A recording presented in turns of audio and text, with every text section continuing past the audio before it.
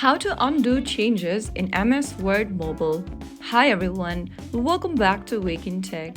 If you're trying to edit documents on your MS Word and fixing typing mistakes quickly, then in this quick and practical guide, you will learn exactly how. First things first, launch open Microsoft Word application on your smartphone and log into your account. Once you open up to the home page of Microsoft Word after logging in, go ahead and select your document.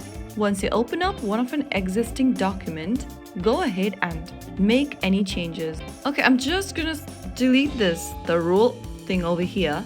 Go ahead and select the text and click on delete.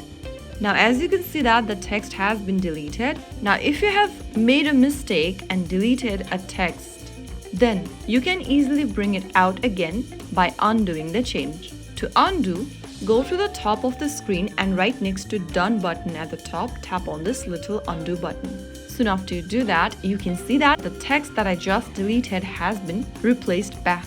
If you tap the undo button once, your most recent changes will appear. Now, if you have made a certain change and if you tap on undo, the change that you just recently made will be deleted. The undo or redo only works for recent actions in the current editing session.